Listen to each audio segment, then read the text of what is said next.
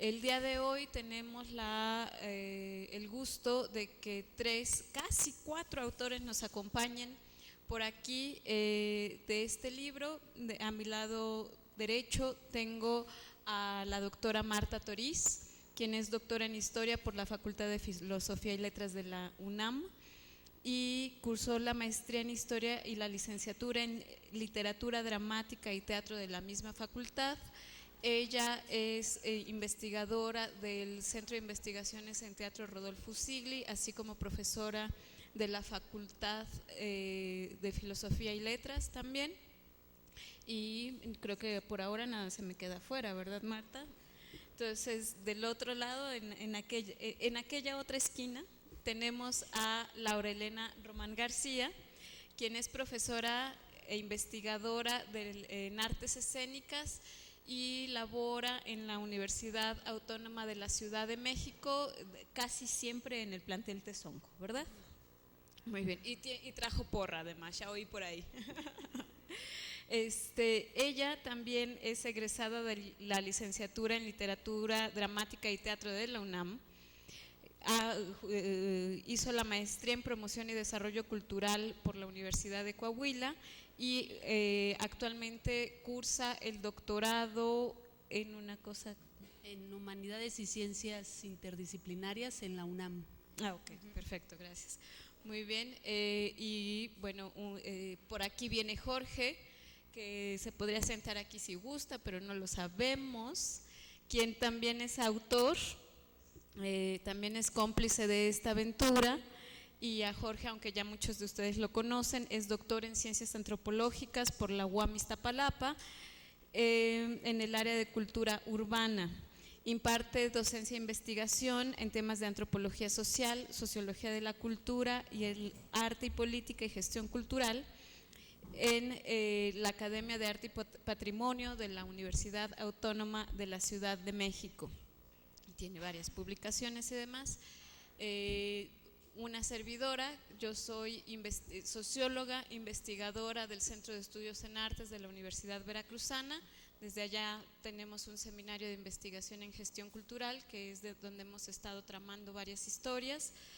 Entre esas, un coloquio de investigación en gestión que tuvimos en junio y donde conocimos a un nuevo cómplice, quien es el maestro Mariano Andrade. Él es licenciado en Comunicación por la Universidad de El Salvador en Argentina, la maestría en Comunicación de la Universidad Autónoma de la Ciudad de México y actualmente también está cursando el doctorado en Psicología de Grupos e Instituciones, disculpe, en la UAM Xochimilco. Y pues le cedemos la palabra porque él nos va a hacer favor de comentar, de darnos sus impresiones buenas, malas, regulares sobre el texto. Gracias. Bueno, muchas gracias, Atsiri. Muchas gracias realmente a todos los autores que me rodean. Son ellos los principales, los protagonistas de esta mesa. Y bueno, yo voy a tratar de cumplir el muy difícil papel de presentar un libro, lo cual implica una serie de compromisos considerables con la audiencia, con los autores, con su trabajo y también con la escritura y digamos la necesaria biografía que uno lleva implícito cuando escribe, ¿no? Entonces, esperemos que haber incursionado en estos compromisos, a pesar de ello o a través de ello, pueda cumplir con la encomienda. Voy a empezar porque ¿cuántos economistas hay acá? 1, 2, 3, 4, 5. Muy bien. A ellos en parte voy a dedicar esta escritura porque además es un foro de economía y cultura. Yo celebro mucho que nos estemos encontrando, pero es un foro donde predominantemente estamos los interesados en esto que tiene que ver con la cultura. Me parece muy interesante que vengan también los economistas. El libro, como ustedes saben, se denomina Cultura y Desarrollo en América Latina, actores, estrategias, formación y prácticas. Constituye una compilación de artículos y yo voy a empezar por citar a Serge Latouche, que es un economista dedicado a difundir y a militar y a escribir académicamente sobre el postdesarrollo. Dice Serge Latouche: no hay valores trascendentes a la pluralidad de culturas por la simple razón de que un valor, ese es el tema de la economía, ¿verdad? Un valor no existe sino en un determinado contexto cultural. A la luz de esta frase de Serge Latouche y del libro Cultura y Desarrollo en América Latina, Actores, Estrategia, Formación y Prácticas, quiero hacer un comentario para ponderar el acontecimiento académico que significa este foro sobre economía y cultura. Hace 50 escasos años, creo que puse 50 escasos años porque yo cumplí 50 años, ahí está la biografía, muy pocos economistas hubieran pensado que esta disciplina nomotética, como la denomina Wallerstein, para clasificarla entre las ciencias estructuradas en torno a leyes y axiomas, pudiera abordar el terreno diverso y situado de la cultura, solo observable en casos concretos, en poblaciones específicas, en contextos determinados. ¿Cuáles son las condiciones que hacen posible ahora esta conexión? La respuesta, que no puede ser ingenua, podría partir de un depende del cristal o del concepto por el que se mire. Contra la posición todavía hegemónica, creo, ustedes me desmentirán los economistas, en el campo de la ciencia económica, que consiste en encontrar fórmulas que favorezcan la riqueza de las naciones con un objeto de estudio abstracto definido como el mercado en general, podríamos objetar, por ejemplo, el olvido de la misma etimología del término economía. ¿No era que hacía alusión al oikos, la sustentabilidad del hogar, el territorio, el contexto local, familiar propio?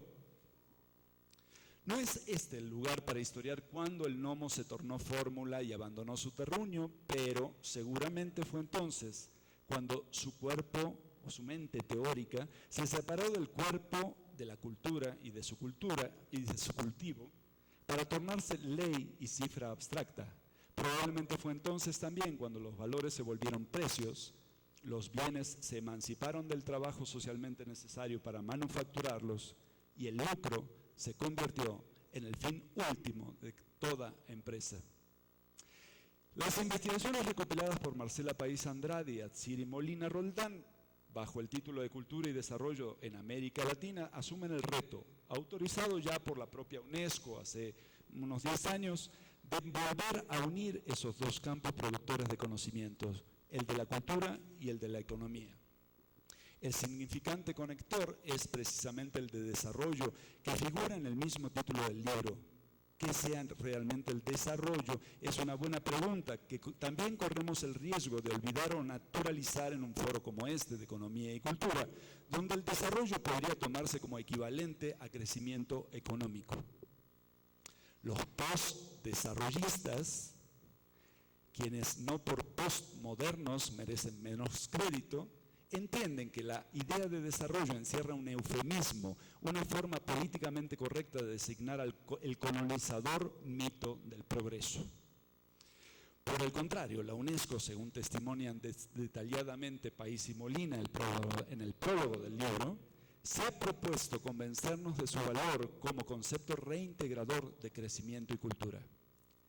Atendiendo a que, como señala Boaventura dos Santos, sigue habiendo problemas modernos, aunque ya no haya soluciones modernas, creo que la clave de este libro, casi tácita como veremos, está en este difícil equilibrio entre los globalizados criterios de la economía y las prácticas y significados locales de la cultura, articulados no solo por las voluntariosas promesas de la UNESCO, sino por un trabajo epistémico considerable y por la intención de construir conocimiento situado, donde se observan a través de la teoría relaciones concretas que a su vez tensionan la misma teoría. testimonio y reflexión sobre una praxis que Ezequiel Anderegg, clásico pionero de la América Latina, en eso que él llamaba animación sociocultural, definía con la frase de que más importante que lo que se hace es cómo se hace. Es ese cómo reflexivo y crítico el que debe ser recuperado a los fines de la actual gestión cultural en términos de proyectos, es decir, de cierta formalización y organización que permite indicar y evaluar rutas y estrategias. El papel de la teoría y la investigación es fundamental entonces en estos términos, y allí encontramos una notable indigencia local que redunda en tomar a bote pronto los conceptos generalísimos y naturalmente hegemónicos de una pretendida ciencia de la gestión que no puede ser otra que la del mercadológico y consabido management. Asumido el reto de construir una distancia crítica con estos conceptos y prácticas de la economía hegemónica, nos encontramos con lo que señala Marcela País cuando dice: con el progreso del consumo, cito, con el progreso del consumo contemporáneo y de las políticas de desarrollo, se presentan ciertas prácticas y actos culturales que requieren nuevas formulaciones y han hecho visibles los vacíos conceptuales al respecto. En las producciones científicas, los diversos periodos que comprendieron el desarrollo de las políticas culturales han sido elaborados en relación a tres nociones teóricas que fueron transformándose y que se presentan íntimamente relacionadas: cultura, desarrollo y consumo. Es necesario reconocer la importancia de esos señalamientos cuando los conceptos en axiologías, estrategias y prácticas, como las que guían la gestión y las políticas culturales, asumen un papel performativo capaz de definir zonas de acción, inducir relaciones entre actores y campos y abrir perspectivas de proyectos en diversas áreas. La tarea académica implica a la vez una cercanía con los actores y su universo de significaciones y una distancia crítica que permita vislumbrar desde dónde y hacia dónde son concebidos esos conceptos, valga la tautología, desde qué agencias y miradas son enunciados y para qué y en qué contexto se llevan a la práctica. Solo así los conceptos se conectan en agenciamientos capaces de provocar relaciones críticas y a la vez fructíferas, transformadoras, en relación con los sujetos que históricamente constituyen este vasto campo de la cultura y de la economía, ya no escindidos como disciplinas, sino integrados, transversal, transdisciplinarmente en el quehacer cotidiano de la vida. Para entrar directamente en el contenido del libro que presentamos, diremos que en sus dos partes, una, política e instituciones y consumos culturales, y la segunda, actores del desarrollo cultural, se observa un sostenido esfuerzo por ampliar esa base conceptual, integrando las múltiples, acaso infinitas, prácticas culturales con el universo del crecimiento, de la economía, que acaso no sea tan nomotético, tan definible en torno a leyes generales como creen algunos economistas.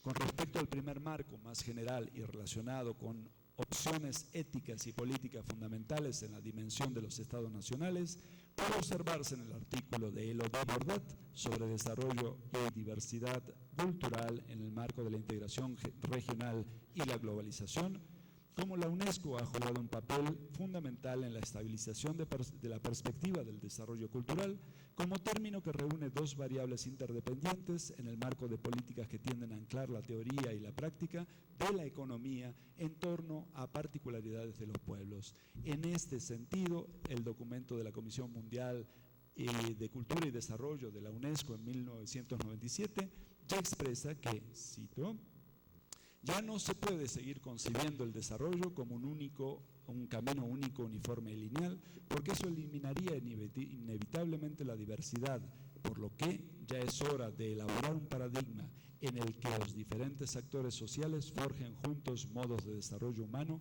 que tengan presentes las cuestiones culturales y que las reconozcan como tales.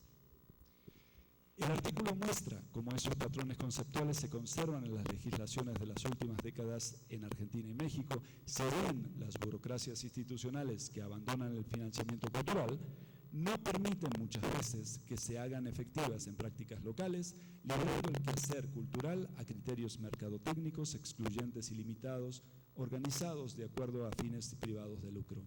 El caso del cine mexicano, que cita el artículo, que debió sobreponerse a esta presión económica a través de la movilización del sector, es un ejemplo de esta última deficiencia en la política pública. El artículo de Débora Ravelo sobre el desarrollo local muestra cómo el concepto de diversidad cultural sirve para organizar actores diversos en función del programa Cultura Viva en Brasil, que incide en la creación de dinámicas sociales de cooperación a través de actividades artísticas. El escrito de Rosario Radakovich sobre las industrias creativas en Uruguay señala cómo ciertas prácticas culturales y artísticas, especialmente costosas, precisamente como el cine, promoviendo sinergias sociales entre autores y públicos capaces de dislocar prejuicios para construir nuevas propuestas, resulta interesante para el público y por lo mismo más redituable incluso en términos del mercado. Los dos últimos trabajos de la primera parte me parecen especialmente interesantes porque abordan el impacto de la gestión cultural en relación con la percepción de los públicos, es decir, las huellas sociales que deja esta actividad. El trabajo de Elisabeth Medonza y Luis Neco pondera la relación de expansión entre cultura y gestión desde el impacto en la formación de gestores culturales y concluye que es necesario reflexionar acerca de la democratización del acceso a los mecanismos de apoyo y de una distribución equitativa de los recursos entre las regiones del país, a fin de capacitar críticamente a los gestores para reflexionar sobre su papel en el contenido del cambio de las políticas públicas en el área.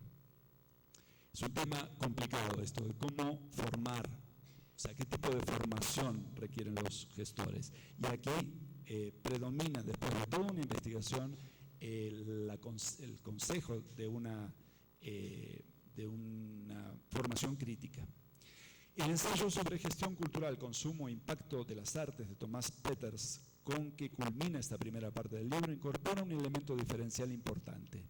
Desde un enfoque amplio, aplicado a la política cultural, indaga acerca de la subjetividad de los públicos, preguntándose cómo incide el nivel socioeconómico y el acceso a servicios culturales en los valores democráticos de la población encuestada. Es un estudio realizado en Chile, nada menos.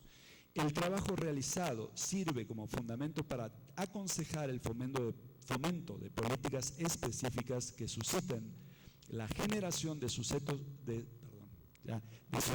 creadores participantes más que de consumidores pasivos. Es una diferenciación, una especificación, un detalle que a veces pues, nos pasa por alto en los proyectos mismos.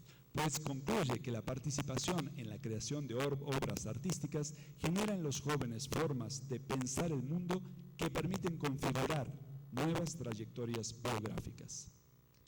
La segunda parte del libro, dedicada a reseñar casos relacionados con actores del desarrollo cultural, aborda de diferentes ángulos y en situaciones, países y culturas diversas los escenarios microsociales donde se ejerce la gestión cultural. En la mejor tradición de los estudios de caso, permiten tensar conceptos generales con prácticas locales, de las cuales obtienen un valioso conocimiento empírico que problematiza las soluciones fáciles que predominan en los escritorios de los funcionarios. Desde la evaluación de la inserción del gestor desde fines del siglo XX, realizada por Atsiri Molina, pasando por la investigación sobre el pluriempleo y la precariedad laboral de los artistas escénicos en la Ciudad de México, de Elena Román García, los frutos de la organización emprendedora en la colonización de un espacio musical independiente en Buenos Aires, de Guillermo Quiña, y el análisis de los programas de formación de gestores de Marcela País, todos poseen el mérito de una relación cercana con emprendimientos que permiten cuestionar las grandes afirmaciones realizadas, muchas veces desde las políticas, las teorías y los mismos proyectos de gestión que tienden a mostrar su perfil más bello y afín con los estándares de los proveedores de fondos.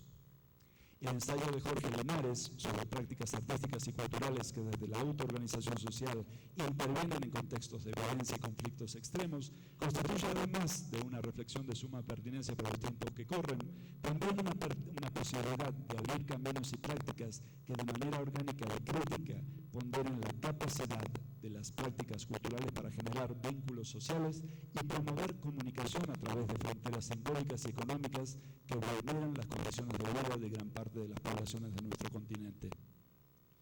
El libro cierra con el artículo de Marta Torres, que lo enmarca en la problematización del papel del académico y de las instituciones afines que legitiman su labor en la gestión cultural. Su reflexión pone énfasis tanto en un autoanálisis que nos lleve a preguntarnos críticamente sobre los fines, los objetivos y la seriedad científica con que abordamos nuestro trabajo, como también en la necesidad de abrir espacios institucionales que contemplen la urgencia y las especificidades de los sectores académicos que se dedican a esta cuestión, muchas veces desvalorizada frente a otras áreas que producen efectos más directos, cuantificables o hegemónicamente funcionales dentro de la actividad científica. Para concluir esta presentación, espero que no se hayan dormido, al contrario, ven a lo mejor. Me gustaría citar una frase que aparece en la contraportada del libro.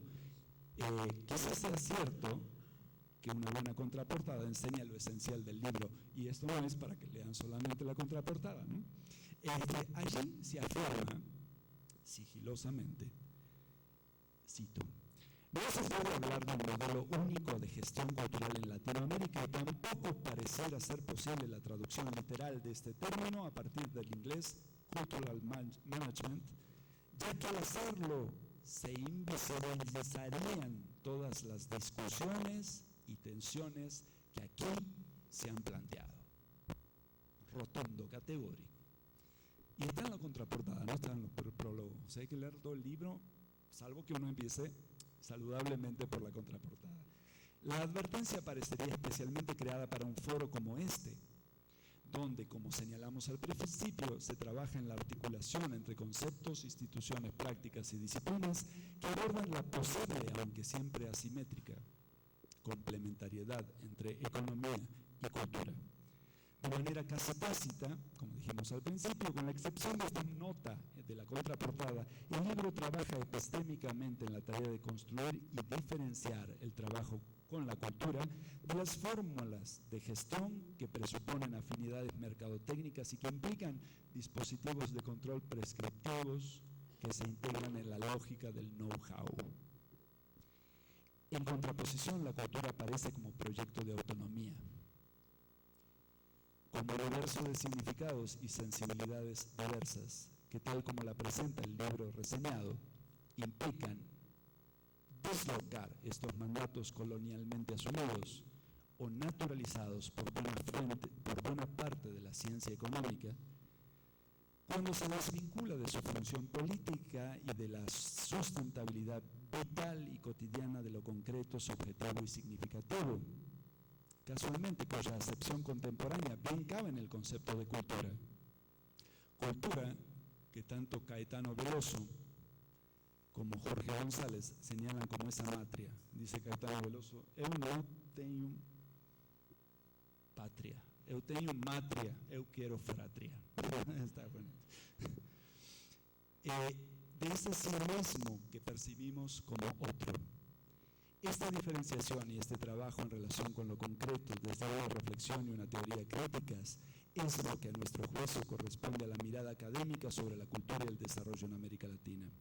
Esto es lo que, en sintonía con París y Molina, permite encarar de manera más científica, más allá de los cotos disciplinares, la tarea urgente y necesaria de pensar la cultura como desarrollo sin caer en la tentación globalizada y globalizante de utilizarla como un simple medio para cumplir con las pautas mercadológicas que lamentablemente constituyen el hábitus de muchas agencias nacionales e internacionales de cultura.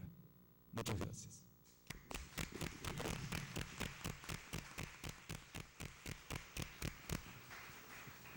Muchas gracias, Mariano, por tan completa y sobre todo provocadora lectura del texto. Esperemos que ustedes también se animen a leerlo, y ya sea que concuerden con él o digan alguna otra cosa. Estamos más que abiertos para esta discusión y diálogo que es a fin de lo que se intenta en este libro, poner varios temas sobre la mesa para hacer esto posible.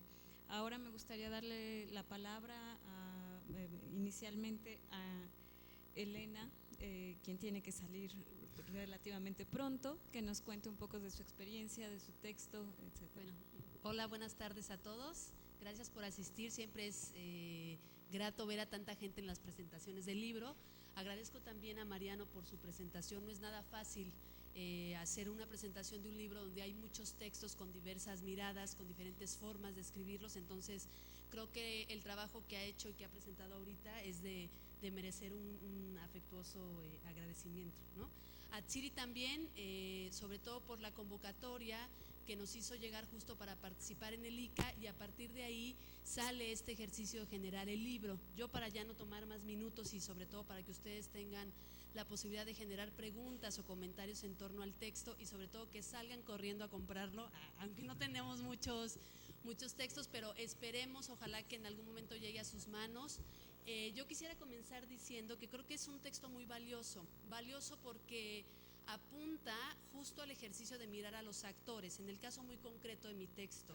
Y creo que de las, digamos, de las discusiones que nosotros hemos visto en foros académicos, casi siempre nos centramos en los discursos, ¿no? Cultura y desarrollo, democratización cultural, digamos, todos estos discursos que apelan a la política cultural, que son importantes de seguir discutiendo, pero que creo que de alguna u otra forma han empezado a necesitar que se haga visible los actores. En el caso muy particular de mi texto, se llama el pluriempleo y la precariedad laboral de los artistas escénicos de la Ciudad de México, una aproximación. Pues lo que intento ahí es, justo como el nombre lo indica, empezar a hacer una indagación de cómo se encuentra el estado de estos artistas escénicos en la ciudad, muy enfocado evidentemente desde una dimensión sociológica del trabajo. Entonces, bueno, abordo una primera discusión poniendo, digamos, al principio esta idea de cultura más desarrollo, y empiezo justo a empezar a cuestionar dónde están esos actores que son, se supone, los principales, digamos, que llevan la bandera de este gran binomio de cultura más desarrollo. Y bueno, el texto básicamente se centra también en una serie de elementos empíricos. Yo me di a la tarea, este texto nace por la investigación del doctorado, y me di a la tarea de empezar a juntar durante 3 años notas de prensa en redes sociales, en mails, etcétera, etcétera, todo lo que se ha venido generando en torno a qué le sucede a los artistas. Entonces, esta es una muestra de esta pequeña indagación, donde pongo notas de prensa, donde pongo algunas imágenes que salen en las redes sociales en torno a que también ya estos actores importantes están y quieren hacer visible esa realidad. Y bueno, termino el texto haciendo también una descripción muy, muy sucinta en torno a qué se ha hecho en relación a las investigaciones específicamente del pluriempleo y la precariedad laboral de los artistas escénicos en la Ciudad de México. Espero después, ya terminando la investigación de doctorado, que tengamos la posibilidad de poder, de la mano con Atsiri, generar el resultado de esta investigación, pero también espero que ustedes puedan leer este libro. Digamos, este es un ejemplito solo de mi texto, pero creo que todos los artículos que aparecen ahí justo dan en esta gran discusión y son los actores fundamentales, ¿no? Bueno, ya para cerrar la mesa, mi participación, la mesa con la que se cerró el primer tiempo de este foro, justo también centraba la discusión en los actores, ¿no? Sobre todo el productor, el cubano, apelaba también a esta necesidad de que los agentes culturales requieren necesidades para después poder llegar a obtener el objetivo de cultura más desarrollo. Y bueno, gracias por estar aquí y cedo la palabra.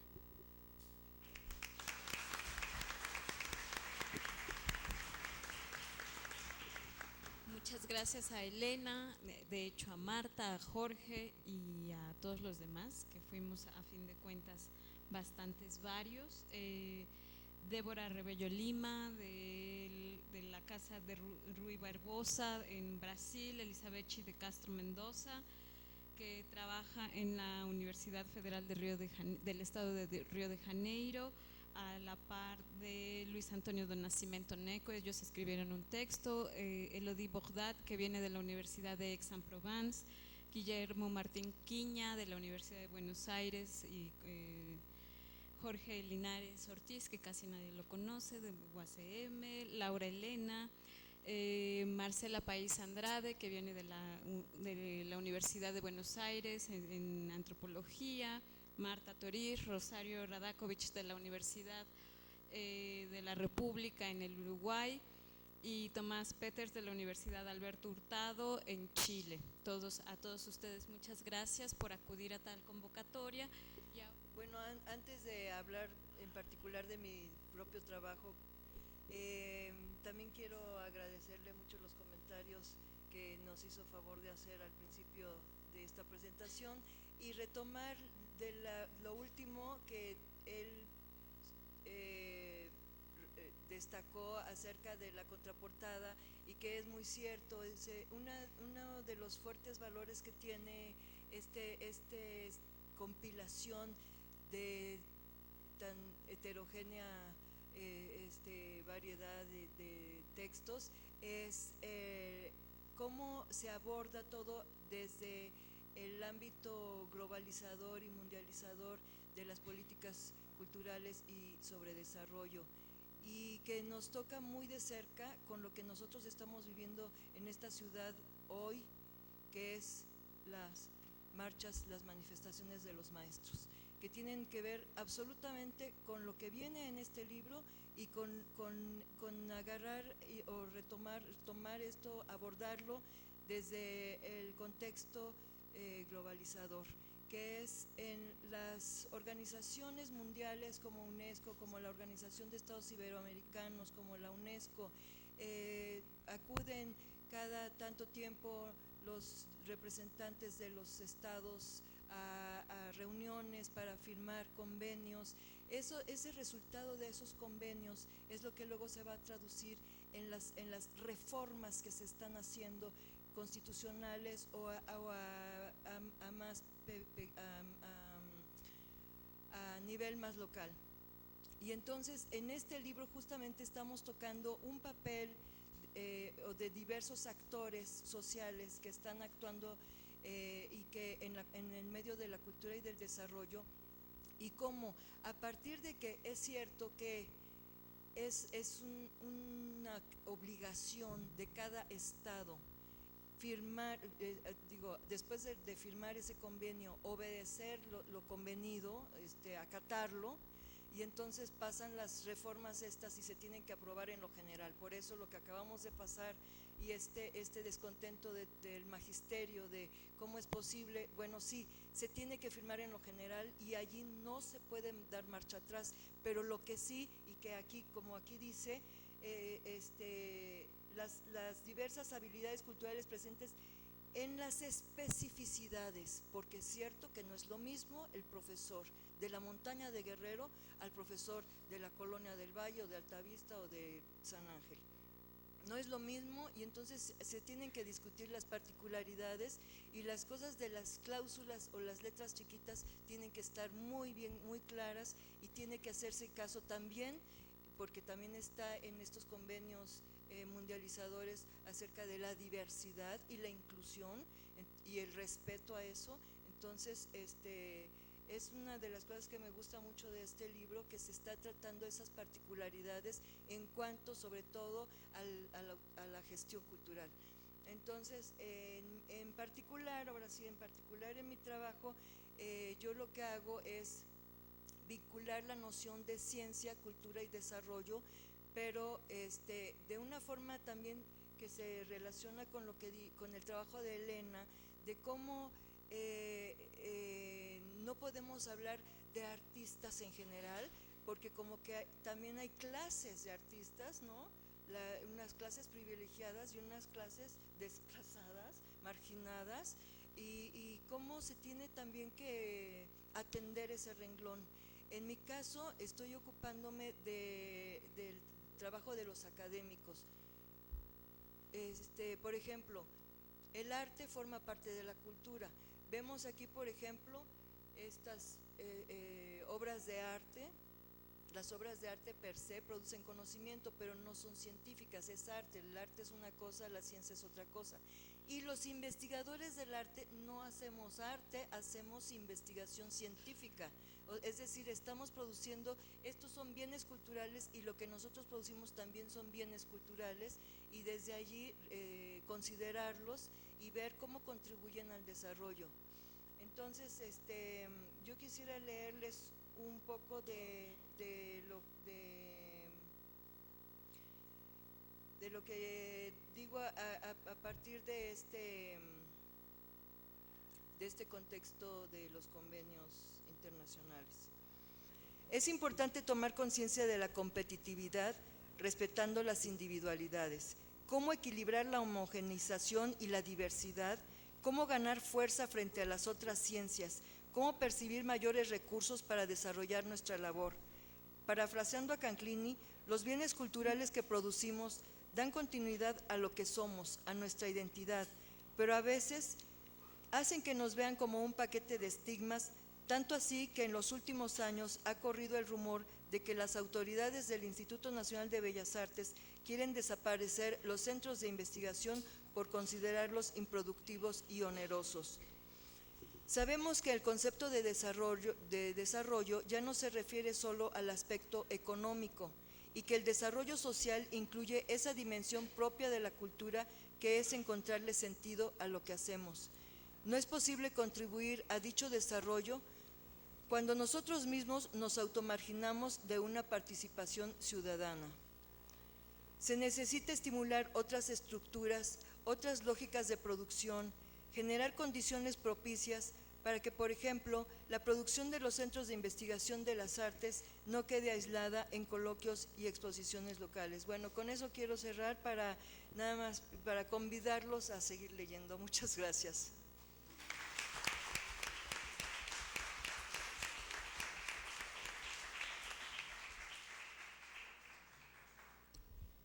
Bueno, yo solo quiero dar agradecimientos. Agradezco a Ishel Hernández, que me comunicó con Hatsiri y tuve la oportunidad de convivir con ellos en el Congreso de ICA en Viena, y a partir de ahí generar una intensa comunicación y colaboración para generar este bien común. Agradezco también a Mariano por todos los generosos comentarios y sus valiosas aportaciones a cada uno de los textos, que es una gran labor. Y también agradecer la oportunidad que tuve de trabajar a propósito de este texto con los familiares de víctimas de la guerra contra el narco que impulsó Calderón en el sexenio pasado y que el gobierno actual se ha encargado de negar, pero de seguir impulsando, porque es desde ahí donde entendí que el desarrollo se miraba muy lejos y que básicamente las estrategias desde el arte, desde la cultura, que tenían diferentes actores, estaba en un diálogo constante con los familiares de víctimas, no por buscar un desarrollo, no por impulsar ciertos valores, sino más bien de generar diferentes estrategias por la supervivencia. Y es desde ahí en donde estos contextos o mirar estos contextos se vuelve un ejercicio muy importante para plantear las coordenadas de los discursos académicos, los discursos políticos y las estrategias sociales de resistencia que podemos mirar hoy en día. Y nada más agradecer a Hatsiri, a Marcela País, con quien tuvimos la oportunidad de convivir muy agradablemente, la invitación al proyecto.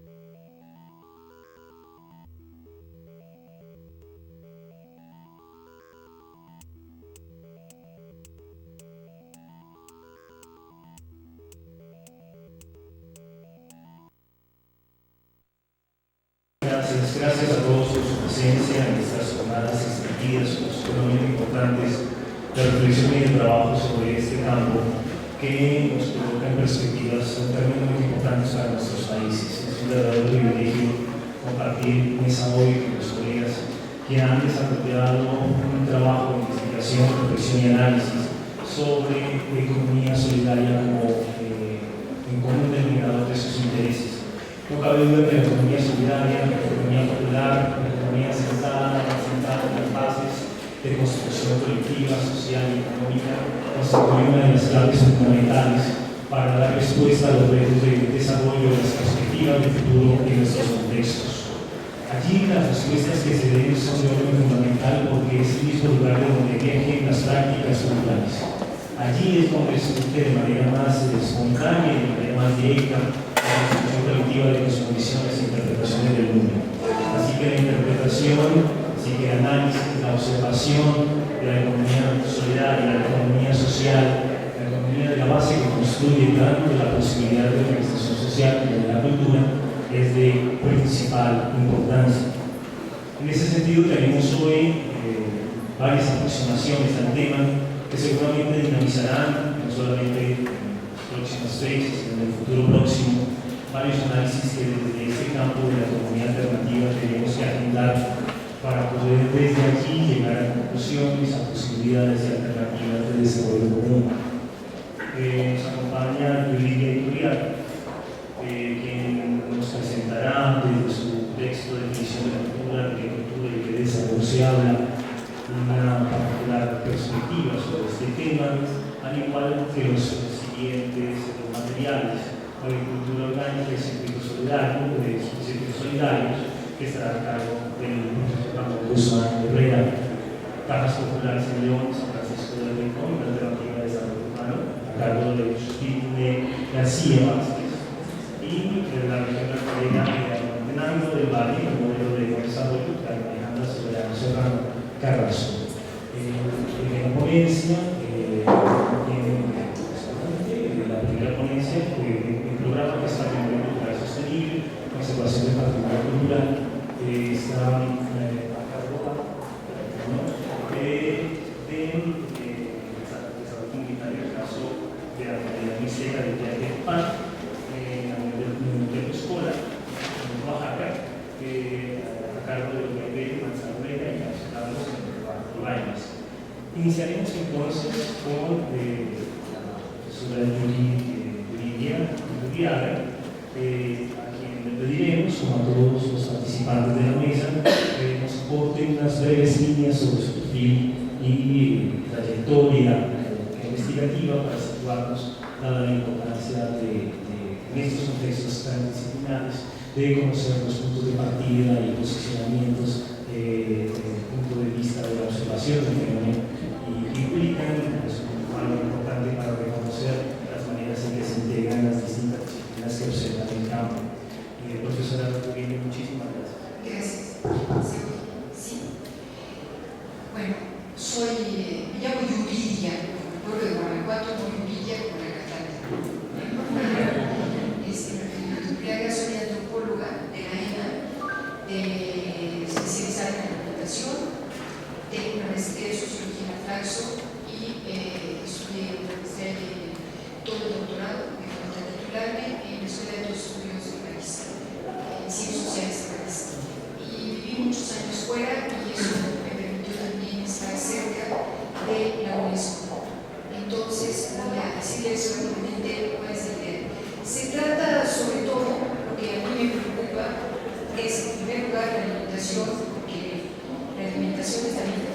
Sin alimentación, que no nos hablen de derechos humanos, el primer derecho humano es la alimentación, porque sin alimentación nadie puede disfrutar de los derechos. Entonces, eso es lo que es mi eje, mis intereses. Pero adentro, como van a ver ustedes si da tiempo, adentro de este concepto está dentro del concepto de cultura. Creo que es importante. El significado, cuando la convocatoria es desarrollo de la cultura, digo de qué vamos a hablar y de qué desarrollo. Son dos términos que no están realmente definidos. Quiero decir definidos conceptualmente. Se entienden por cultura muchas cosas, se entienden por desarrollo muchas otras. Por ejemplo, la definición de la UNESCO, se las voy a leer, dice: en su sentido amplio, la cultura puede ser considerada como el conjunto de rasgos distintivos, espirituales y materiales, intelectuales y afectivos que caracterizan una sociedad o un grupo social. Engloba, además de las artes y las letras, los modos de vida, los derechos fundamentales del ser humano, los sistemas de valores, las tradiciones y las creencias.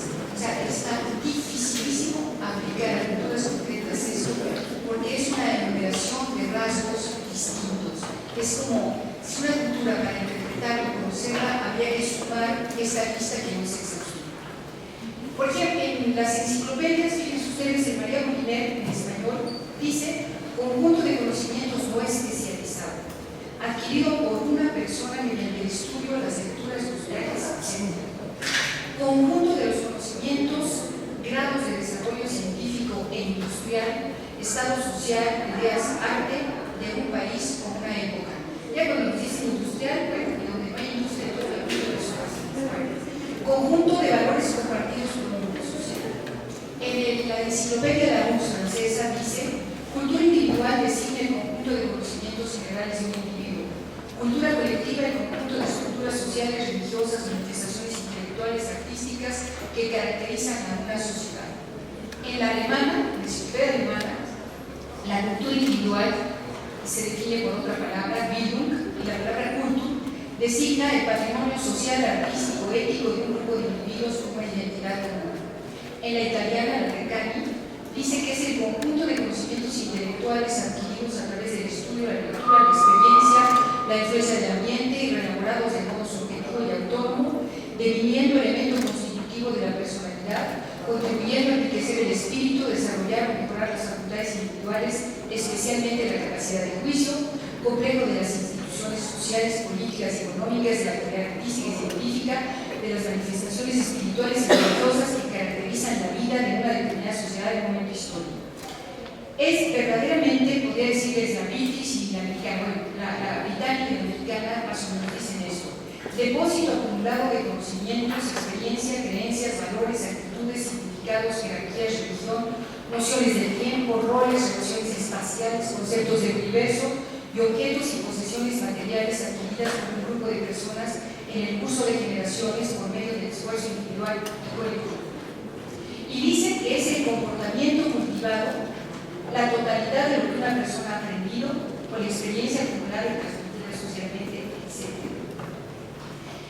Hay un antropólogo estadounidense que quiere ser más preciso. La cultura es la manera de pensar, sentir, reaccionar de un grupo humano, sobre todo adquirida y transmitida por símbolos, y que representa su identidad específica en la que se incluyen objetos concretos producidos por el grupo. Y dice: el corazón de la cultura está constituido por ideas tradicionales y los valores que corresponden.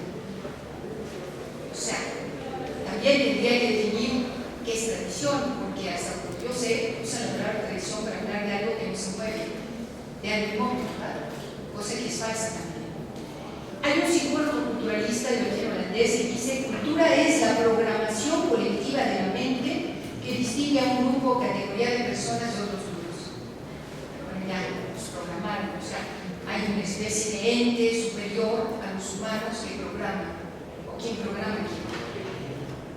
Es un poco más largo que eso, pero lo que importa mucho, creo, es que reflexionemos sobre estas definiciones, porque son finalmente las que se están usando en todos los textos, discursos, coloquios, congresos sobre cultura.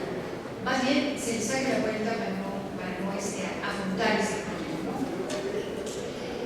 En primer lugar, para Occidente la cultura es, primero que nada, individual. Nombre cultura, persona.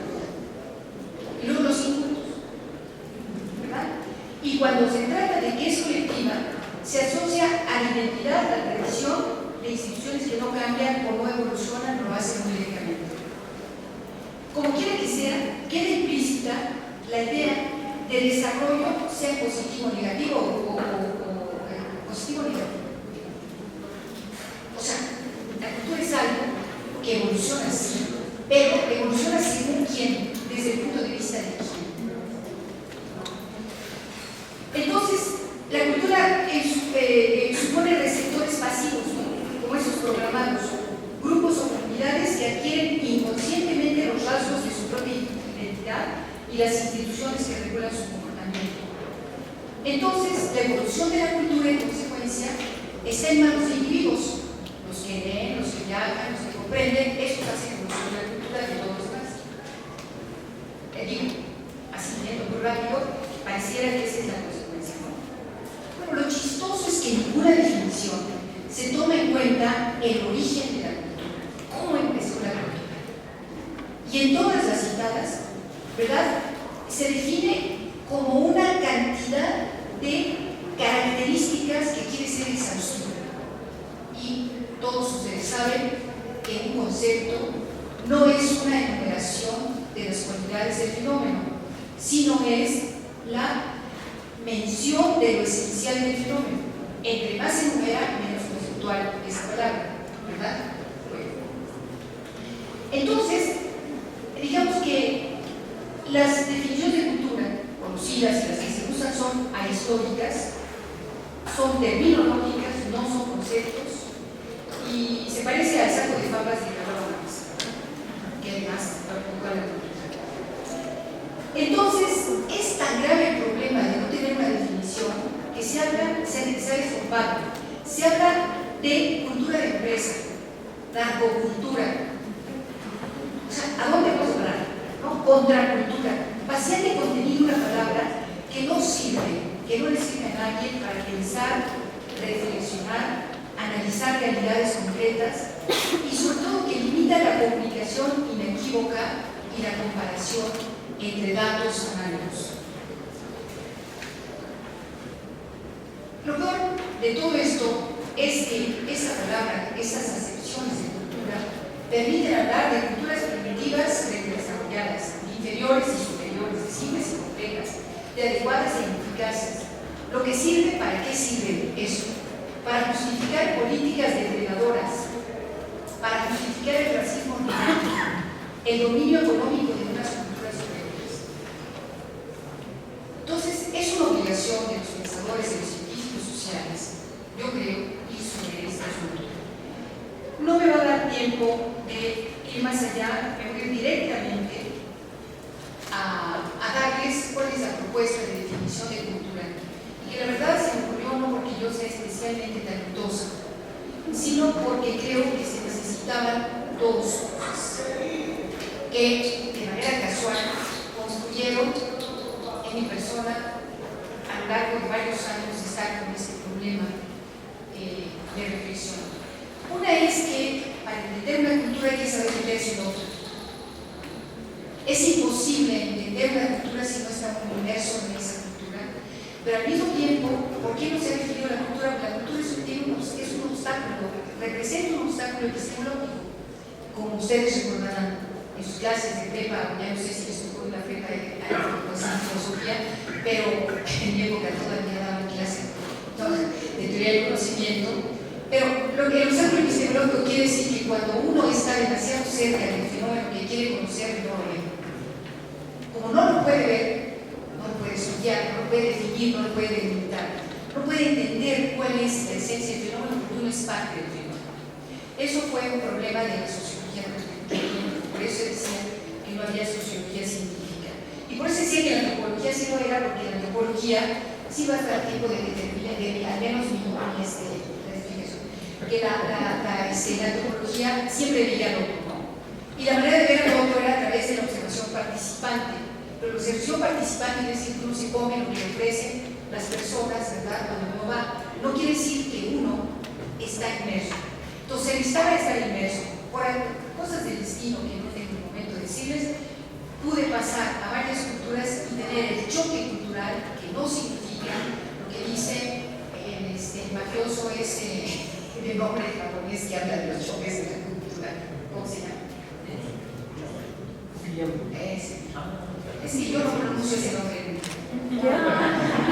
Bueno, entonces, el choque cultural no es ese. El choque cultural es desprenderse uno de su cultura.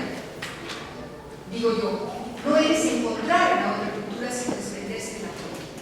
Y cuando de pronto uno se desprende de la propia, es porque uno encuentra que los otros son exactamente iguales a uno, de carne y hueso, idénticos, y que hacen las mismas cosas que uno.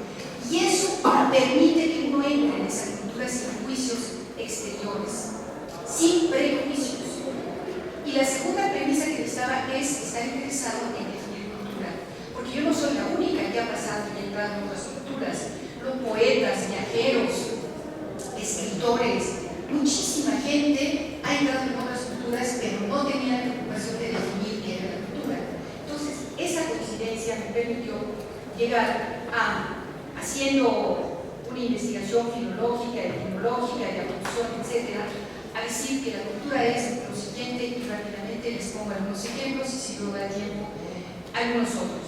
Yo diría que cultura es el conjunto de conocimientos y prácticas con sus manifestaciones materiales e inmateriales que crean un grupo humano, no un individuo, un grupo humano, cualquiera sea su nivel de agregación, como sistema coherente y armónico de respuestas a los retos del medio en que vive y se reproduce como grupo.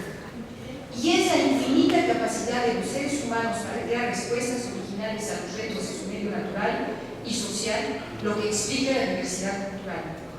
Este concepto, que sería la máxima abstracción de los fenómenos reales, recoge, a partir de sus características, varios otros conceptos, que la cultura es histórica y es patrimonial, que es dinámica y es identitaria, que es un conjunto coherente, armónico y sistemático, pero que solo existe en la realidad con una multitud de fenómenos singulares. O sea, la cultura no existe, existen las culturas.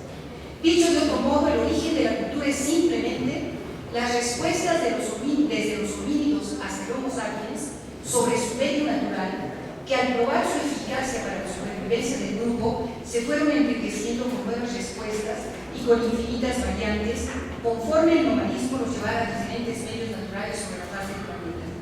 Y como son las relaciones sociales las que crean al ser humano como tal, y estas relaciones le sirven para relacionarse con el medio natural y social que lo rodea, se puede afirmar que no es la originalidad individual, sino la originalidad de todos y cada uno agrupados en sociedad, lo que produce un conjunto de respuestas particulares a los retos de un entorno dado. Y es el conjunto de estas respuestas lo que crea una cultura propia. Así, la cultura de un pueblo es a la vez su creación, el producto acumulado de generaciones y su propio entorno, sus antecedentes históricos y su herencia para las nuevas generaciones. En una palabra, la cultura es un fenómeno histórico patrimonial. Ya voy a acabar, me faltan 3 partes. Por otra parte, si la acción del hombre sobre la naturaleza transforma la naturaleza al tiempo que se transforma a sí mismo, es una cadena ininterrumpida de nuevas respuestas. Estas se suman a aportes exógenos, aportes que vienen desde el exterior debido al contacto entre pueblos diversos. Y cada cultura se enriquece constantemente de nuevos elementos, por lo tanto una cultura es dinámica. La tradición es dinámica. Lo que es tradicional es otra cosa, y lo que es tradicional es porque es un sistema coherente y armónico. Los elementos exteriores se integran en ese sistema. No hay una cultura que acepte elementos contradictorios consigo misma, ni elementos que se puedan neutralizar entre sí. No tienen lugar en las culturas elementos que carezcan de sentido o que sean completamente inútiles para el conjunto. Cada novedad que adquiere o pérdida siempre se adapta dentro de ese todo coherente y armónico que por lo tanto va evolucionando, o sea, es dinámico. Entonces, creo que ya me queda nada de tiempo, pero lo que quiero decir es que con esta definición de cultura se pueden encontrar un montón, es decir, se puede aplicar absolutamente a todos los fenómenos culturales de manera equivalente. Y yo tenía, pero después hay tiempo, de darles 3 ejemplos de cómo pude adaptar esta definición de cultura a 3 fenómenos concretos. Pero les doy por lo menos una: las cocinas. La cocina es la primera manifestación cultural del ser humano, antes que la vivienda, porque lo primero que hicieron arquitectónicamente fue sistemas para conservar fuera de los depredadores y de la humedad los cereales, sobre todo los cereales. O sea, que la arquitectura no es para guarecerse, ni el vestido es lo más importante es la cocina. Y la cocina, bueno, se comían los cereales a puños, los homínidos sí, pero los humanos ya. Entonces, cuando uno ve la diversidad de cocinas del mundo, uno entiende que es gracias a que cada grupo humano tiene distintas respuestas a su medio. La prueba es que en distintas zonas desérticas que tienen el mismo tipo de vegetación y de fauna, las cocinas son distintas, o selváticas, o donde hay tubérculos, son distintas porque los seres humanos tienen la infinita capacidad de dar respuestas distintas a su medio.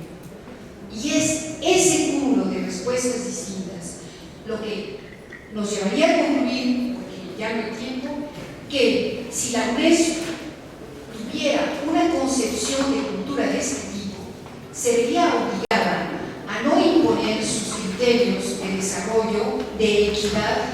¿Cómo sabe que no hay equidad entre hombres y mujeres en culturas ajenas al occidental? Porque solamente lo ve como la incorporación de la mujer al trabajo remunerado, asalariado, y mal asalariado, por cierto. Bueno, yo creo que ya acabé. Gracias.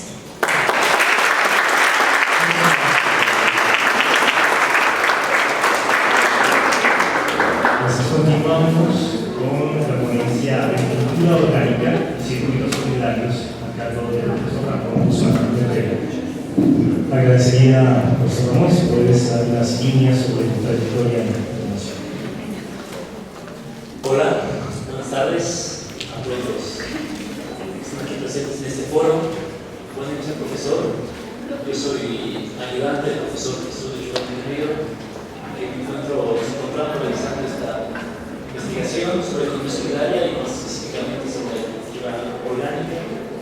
Y bueno, nuestro tema también empieza actualizando lo que es la cultura un poco, pidiendo, bueno, podemos retomar lo que dice la profesora Yuridia, teniendo en cuenta que la cultura, como lo definió hace un momento, es un conjunto de conocimientos y prácticas con manifestaciones materiales que crean grupo humano, y también como un modo de vida.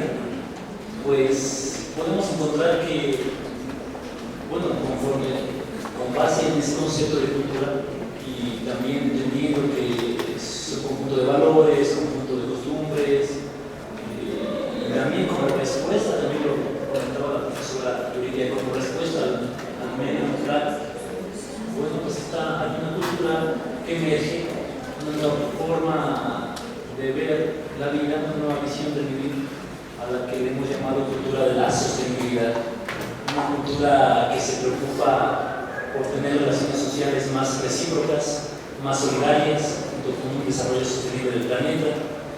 Y bueno, entendiendo que cultura abarca muchísimos aspectos cotidianos también, como la profesora también lo comentó, siendo la cocina la primera expresión de cultura. Bueno, entonces también encontramos que la manera de producir el alimento pues también va a ser cultura, y por eso traemos agricultura orgánica. Y si tenemos en cuenta que queremos relaciones sociales más recíprocas, o el modelo que este tipo de cultura está buscando, bueno, la agricultura orgánica dentro de un marco de solidaridad, de relaciones solidarias. Están poniendo la ponencia ahorita en unos momentos, voy a continuar. Bueno, esta cultura de la sostenibilidad se va en medio del contexto, se va en medio de crisis, como ya todos lo sabemos aquí presentes, una crisis que detenta contra las dos fuentes de riqueza, las dos fuentes naturales, que es, como diría William Petty, el trabajo es el padre de la riqueza y la naturaleza es la madre.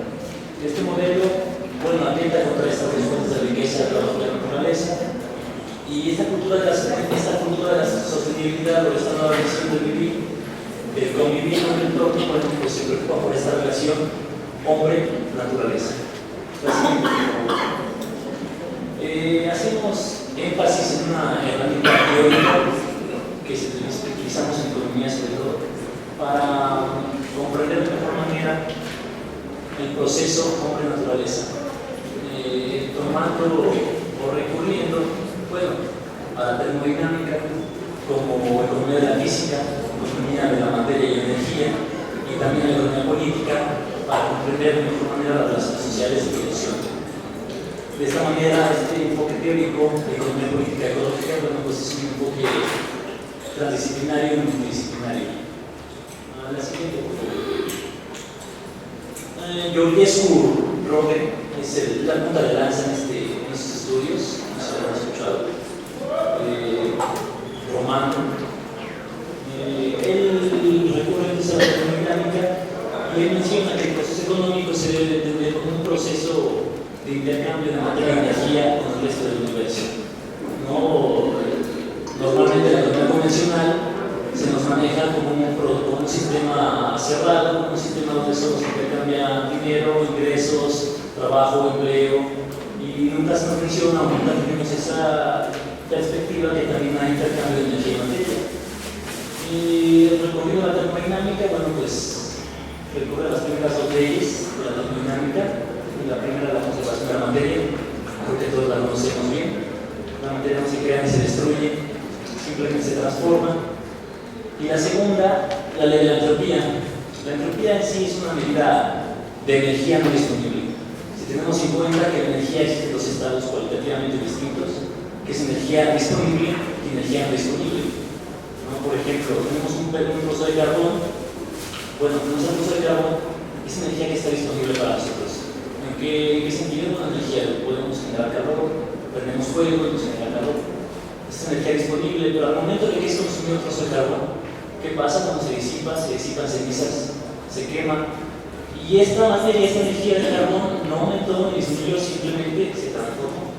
Pero se transformó a un estado de materia o energía que es cualitativamente no disponible para el ser humano. No podemos juntar todas las cenizas, teóricamente puede ser posible, pero no se puede juntar todo y volverlo a poner a disposición. Esa es la entropía, una medida de energía no disponible. Al siguiente. Entonces, si incorporamos estos conceptos de termodinámica al sistema económico, vemos en la gráfica del lado derecho se encuentra el sistema económico cerrado, como lo muestra la economía convencional, la economía ortodoxa. Simplemente hay mercado de bienes y servicios, hay hogares, hay mercados de producción y empresas. En ese sentido, simplemente lo que circula ahí son productos, es dinero, son factores, tierra, trabajo, capital y nada más. Sin embargo, si introducimos estos conceptos de termodinámica, de entropía, pues vamos a considerar que el sistema económico es un sistema abierto de energía y de materia. No sé, un ejemplo, es un sistema de entrada y de salida de recursos. ¿Qué entra el sistema económico? Pues entran recursos naturales valiosos, con valor. ¿Y qué es lo que sale? Bueno, salen residuos sin valor, ¿no? Por ejemplo, la industria de la petroquímica, ¿qué es lo que entra a esa industria? Pues entra petróleo. Es energía totalmente disponible para el ser humano, es stock terrestre. ¿Y qué es lo que sale? Por ejemplo, en la industria de las llantas, digamos, o la gasolina. Pues al ser consumida la gasolina, una vez que se fue consumida, pues se quedó en humo. La llanta que se desgastó, pues solo queda un pedazo de hule. Es energía no disponible, es energía que está disipada y ya no es energía que la tenemos a la disposición. Por eso, el sistema económico se debe considerar como un sistema abierto de energía, un sistema donde entran recursos naturales y un sistema donde salen residuos sin valor. Según datos de la Ceresol, en 2009, tan solo a nivel nacional, se incrementó la generación de residuos sólidos en un 28%, de 1997 a 2008. Es decir, de 29.3 a 37.6 millones de toneladas, según la Ceresol. Entonces nos encontramos con un sistema económico que expulsa y entra energía antes que otra cosa. Ya con este marco teórico, con esta herramienta teórica metodológica, bueno, podemos considerar el siguiente tema, la siguiente, que es la agricultura. La agricultura como actividad que en un principio estaba orientada a la subsistencia. Bueno, vemos que en el modelo actual, en el modelo capitalista, pues la agricultura industrial juega otro rol, juega un rol más sobre la lógica de este modelo que sobre la maximización de la tasa de ganancia, ¿no? Y por el lado técnico de producción, pues es una actividad que hace uso intensivo de capital, insumos químicos, fertilizantes, también maneja el monocultivo, y sabemos precisamente que todo este tipo de técnica de producción pues tiene consecuencias ambientales, tiene daños ambientales, hay pérdida de propiedades del suelo, erosión del suelo, mayor emisión de CO2, y también está la mecanización de la agricultura. Este tipo de agricultura industrial tiene la mecanización, ¿no? Y según lo que nos maneja la teoría convencional, la modernización o toda la tecnología, pues la mecanización de la agricultura con base en los tractores, por ejemplo, con base en el uso de combustible, pues es una sustitución muy delicada porque se está sustituyendo la energía del sol, por ejemplo, de una fuente relativamente infinita del sol respecto a nuestra vida. Se está sustituyendo por los tractores que utilizan combustible. Si se utilizan en un principio, se utilizan bueyes para dar agua y estos bueyes se alimentan de las plantas y las plantas a su vez pasan por un proceso de fotosíntesis donde el sol es el que emana toda la energía. Bueno, se sustituye este tipo de herramienta por otro tipo que es el tractor que utiliza combustible y que a final de cuentas aumenta la entropía alta porque estamos hablando de un consumo de energía y un consumo de materia en un medio ambiente donde los recursos naturales pues, son finitos, eso está muy claro, ¿no? Bueno, y obviamente la agricultura industrial corresponde también parte de lo que comentaba la profesora Yuridia, ¿no? a esta lógica que nos venden, ¿no? Sobre todo las instituciones económicas hegemónicas, como lo es la CIE, como lo es el Fondo Monetario Internacional, como lo es el Banco Mundial, donde aseguran que el crecimiento económico es el primer objetivo a seguir. Crecimiento económico, ustedes lo saben, tenemos la televisión, vemos noticias, la parte económica, en la misma academia se nos dice que es el primer objetivo, el crecimiento económico. No sabemos a veces ni qué es ni cómo, pero hay que crecer económicamente. Es el objetivo siempre que nos impone.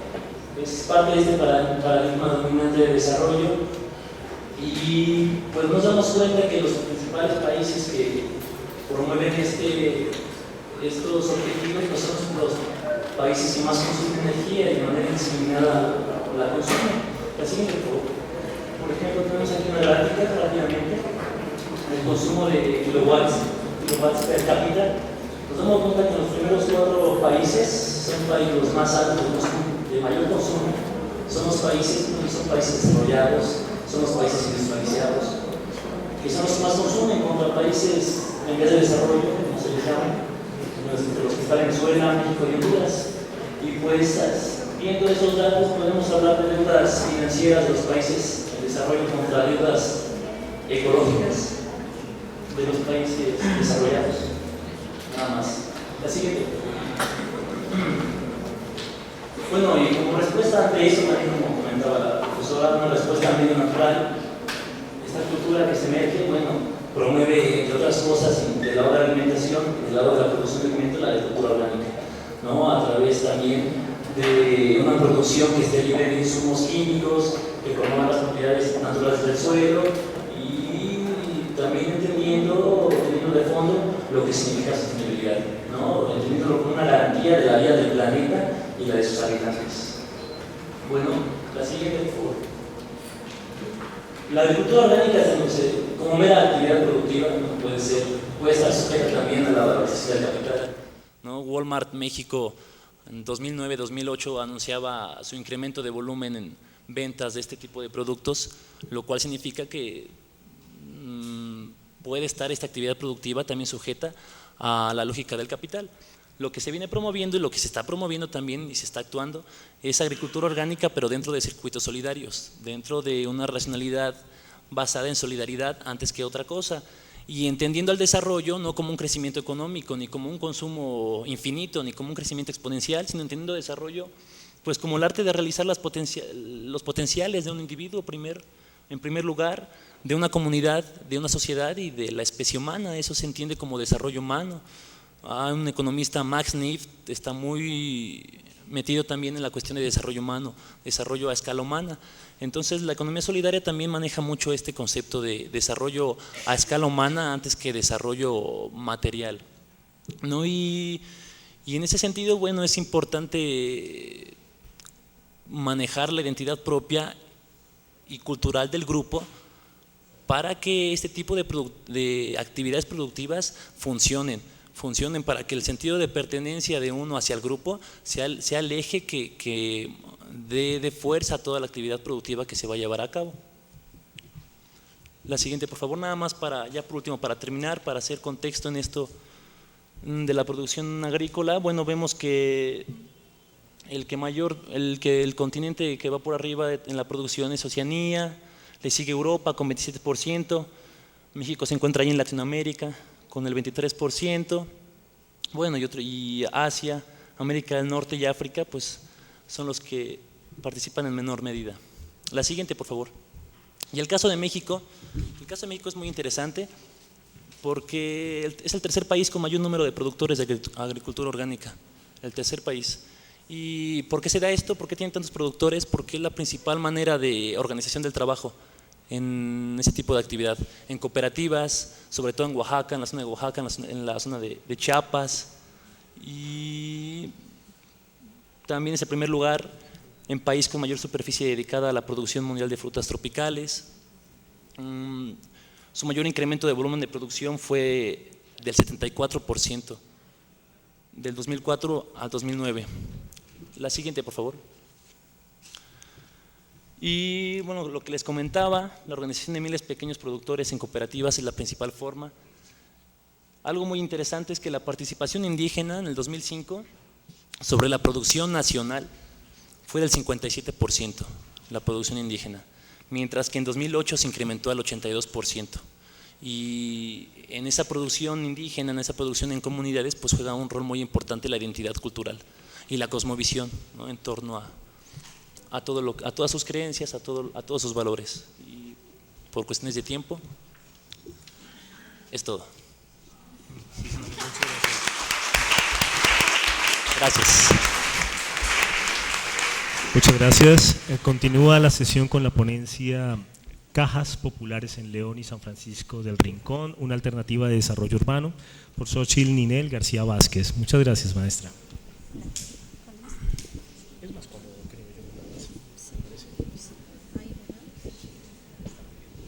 Hola, buenas tardes, noches. Doy las gracias por la invitación a participar en este foro. Soy economista, pero también tengo estudios en la maestría en historia. Y la historia me abrió la perspectiva de la formación económica. ¿Sí? Es un foro, sí, cierto, de economía y cultura.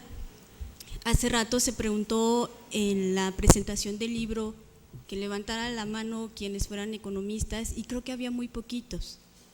Entonces, este espacio es un espacio que nos permite entender y compartir los diversos conocimientos de las distintas disciplinas. La cultura, como decían los compañeros aquí presentes, no puede entenderse desde una sola perspectiva, es decir, es infinidad de perspectivas las que se conjugan en este aspecto cultural. Entonces, comenzamos. Esta ponencia surge de un trabajo anterior que se realizó en la Escuela Nacional de Estudios Superiores, Unidad León, de la UNAM. ¿Sí? Y el proyecto se llama La Dimensión Económica Cultural del Desarrollo Humano y Territorial, análisis y propuestas de una política pública y gobernanza regional en el caso de la zona metropolitana de León, Guanajuato, 2000-2012. En este estudio lo que se busca principalmente es identificar la pertenencia de las prácticas de financiamiento popular, principalmente de las cajas populares en los municipios de León y de San Francisco del Rincón, en un marco de globalización financiera, principalmente con la intención de conocer desde la influencia de la óptica de las carencias económicas que constituyen un obstáculo para el desarrollo humano en los municipios mencionados.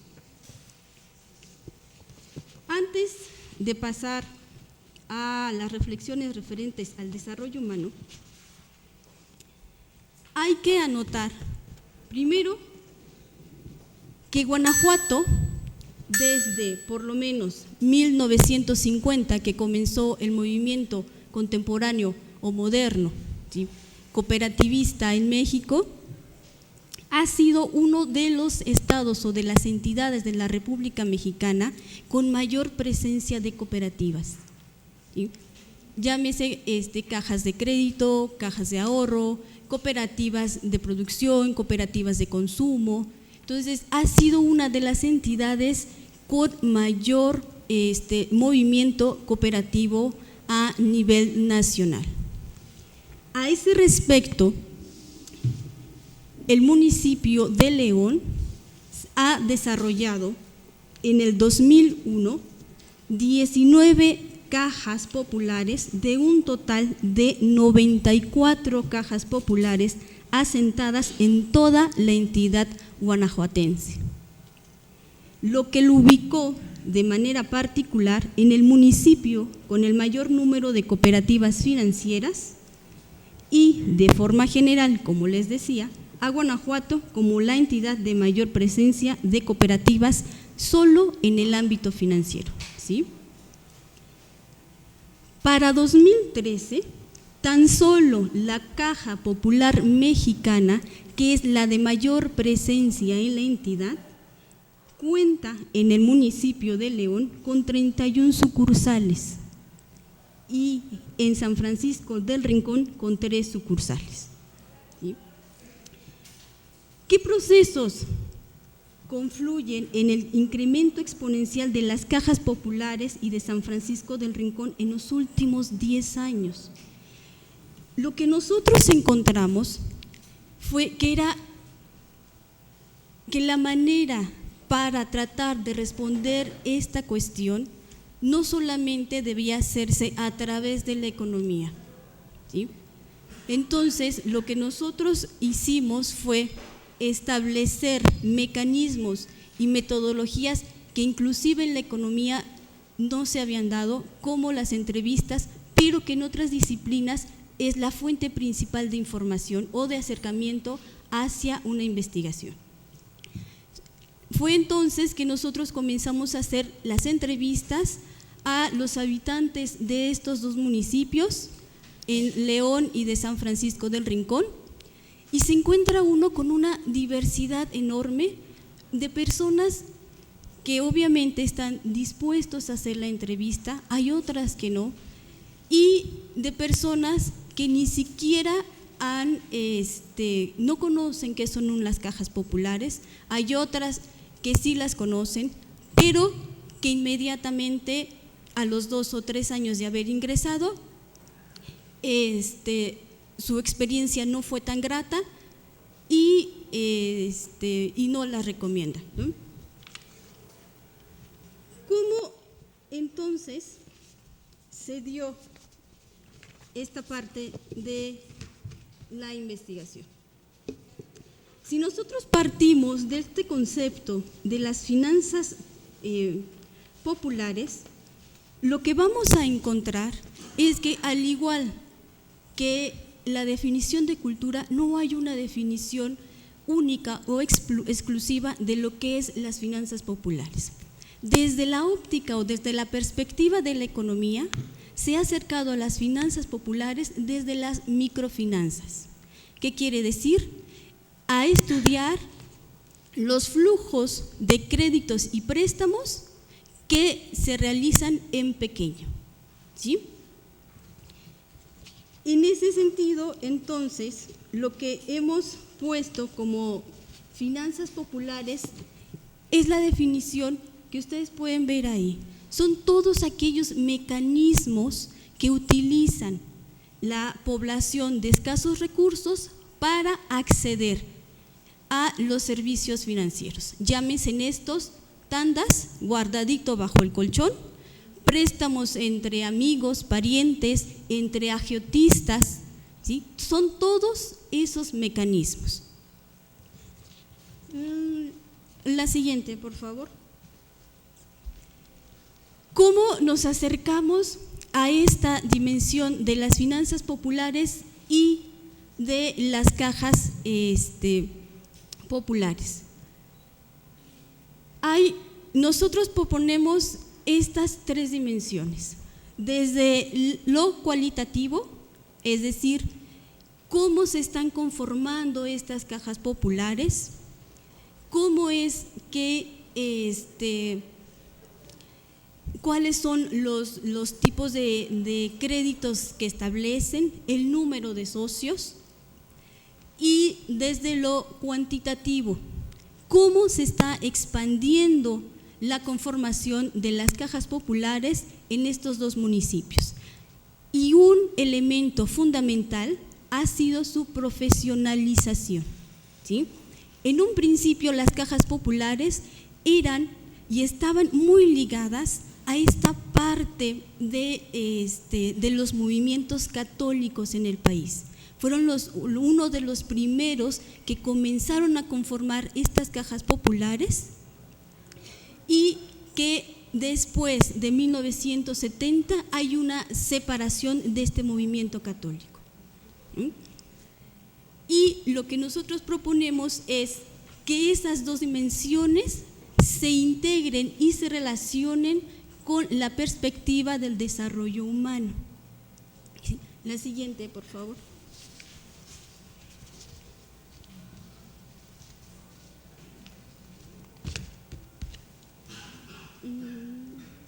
Esos son datos que nos muestran a grandes rasgos cuál es la situación concretamente en el municipio de León. León en los últimos 10 años se ha conformado como un municipio altamente dinámico en cuanto a su economía y a su sector financiero, ¿sí?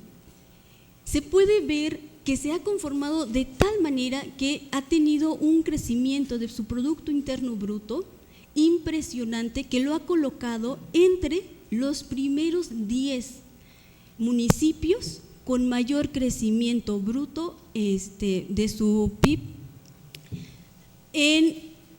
a nivel nacional, ¿sí? Y como una de los municipios con mayor dinamismo dentro del corredor industrial del Bajío. Ello implica entonces, si nosotros como economistas hacemos esa extrapolación de que tienen un crecimiento económico importante, podría entonces también ser que los habitantes del municipio de León tengan también pues un ingreso importante y que la distribución del ingreso sea de manera igualitaria. Sin embargo, eso no ocurre así. Nosotros hemos encontrado que en el municipio de León y de San Francisco del Rincón, grandes cantidades de población en pobreza. Dicen los economistas que la pobreza se puede clasificar en extrema pobreza o en pobreza material o pobreza cultural. Independientemente de eso, nosotros consideramos que la pobreza es pobreza, ¿sí? Y que en ese sentido, según la encuesta nacional financiera, la gran mayoría de los habitantes de estos dos municipios carecen o no tienen acceso a los servicios financieros de una banca comercial, ¿sí? En esa perspectiva, pues, hicimos, como les decía hace unos minutos, unas encuestas y nosotros preguntamos a los entrevistados, primeramente, ¿en qué basaba su confianza en las cajas populares? ¿Sí? A raíz de 1990 surge una crisis en las cajas populares. Si ustedes recuerdan, hubo infinidad de cajas populares que no tenían regulación o una normatividad, y eso implicó que hubiese muchas quiebras. La gente ya no creía en las cajas populares, pero la respuesta fue: la confianza la tenemos porque nuestros recursos o nuestros dineros están seguros, dado que como cooperativas las cajas populares realizan asambleas generales con todos los miembros o con todos los asociados. Eso implica que hay una transparencia en el manejo y en el uso de los recursos que son de todos, ¿sí? ¿Cómo lo manejan? ¿Para qué se utiliza? Hacen un balance general y todos están enterados. Como es una cooperativa de financiamiento, todos los miembros o todos los asociados, de acuerdo a los principios cooperativistas, tienen un voto. No hay, como es en el caso de los bancos, una asociación o una gerencia que tome las decisiones de los demás. En este caso, la participación se hace democráticamente y entonces los recursos se destinan de acuerdo a las necesidades de la mayoría. La siguiente, por favor. ¿Sí? He ahí, pues, que la confianza, decían ellos, se basa en eso, aunque algunos de los entrevistados conocían que la caja popular a la que pertenecían estaba bajo la vigilancia de la Comisión Nacional Bancaria y de Valores. La siguiente. Porque después preguntamos, bueno, ¿cuáles serían entonces la vigencia de estas prácticas de financiamiento popular en este proceso de globalización financiera? Las cajas populares tienen o dirigen sus servicios financieros a los estratos de la población de León y de San Francisco de Rincón con escasos recursos. No quiere decir que exclusivamente los dirijan a ellos. Incluso encontramos que había profesores jubilados con un salario de casi 25,000 pesos mensuales, pero uno ya los quisiera, ¿verdad? ¿Sí? Que estaban ahí como miembros o como socios de las cajas populares, ¿sí? Este concepto entonces de cooperación se ha extendido y ha permeado a otros sectores de la población, ¿sí? La siguiente, por favor. ¿Sí? Ahí ustedes pueden ver, ¿sí?, cómo nosotros encontramos esa relación entre las cajas populares y el desarrollo humano. ¿Sí? La siguiente, por favor. Bueno, y lo que también observamos fue que las cajas populares no solamente prestaban servicios financieros. La importancia de la caja popular es que también presta otros servicios a la comunidad, principalmente de educación, para saber cómo atender su negocio, cómo conocer cuál es el mercado que necesitan.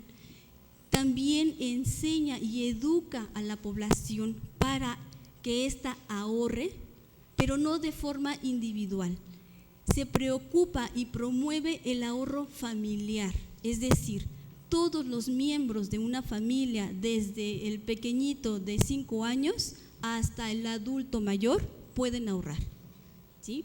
Y ahorran de acuerdo a sus necesidades, es decir, pueden ahorrar desde un mínimo de 5 pesos o de 1 peso hasta las cantidades que uno desee ahorrar, ¿sí? La siguiente, y ya me despido con esta parte. ¿Sí? Entonces, lo que nosotros hemos observado es que las cajas populares no se pueden entender única y exclusivamente a través de los servicios financieros que éstas prestan. Tienen que comprenderse en su integración con los principios cooperativistas y con la relación que se establece entre la caja popular y los miembros de la comunidad. Muchísimas gracias.